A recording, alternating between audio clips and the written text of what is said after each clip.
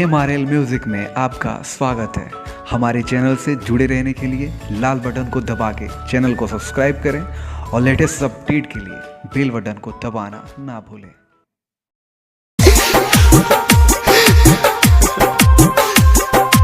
Mix by Aditya recording studio Gopalganj.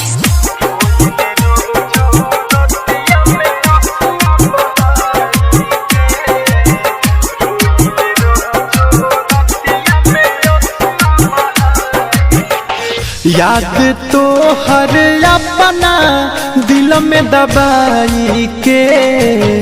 रोइले रोजो रतिया में असुआ बहाई के रोइले रोजो रतिया में असुआ बहाई के गइलू भूल काहे हमके ससुरा जाई के रोइले रोजो रतिया में असुआ बहाई के रोइले रोजो रतिया में असुआ बहाई के।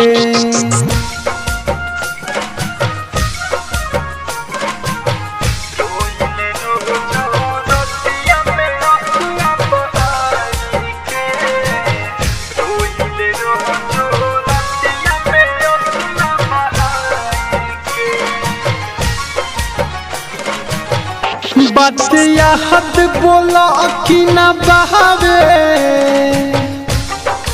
ये जा सुना हाँ बात याद बोला कि ना बहावे कहलू जिंदगी बतहरा नावे एहो सनम अब हमके पूछबो न करेलू झूठे कहलू रे गोरिया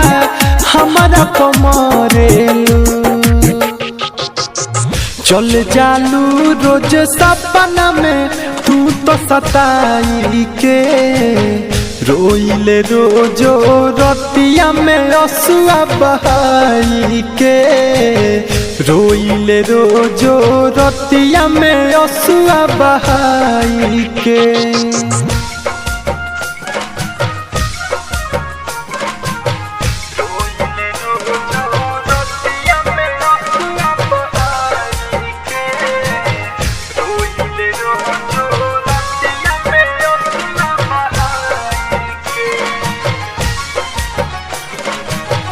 खाली तो हर याद सतावे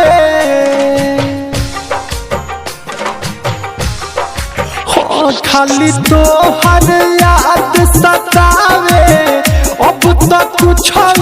दिल के न भावे गोरिया तू से सनाथ के साथ में चल गइलू होला नहीं विश्वास की केतना बदल गइलू तोह से कहेला दीपकवा दर्द सुनाई के रोइले रोजो रतिया में लोरावा बहाई के रोइले रोजो रतिया में असुआ बहाई के गइलू भूल काहे हमके ससुरा जाई के रोइले रोजो रतिया में असुआ बहाई के रोइले रोजो रतिया में असुआ बहाई के।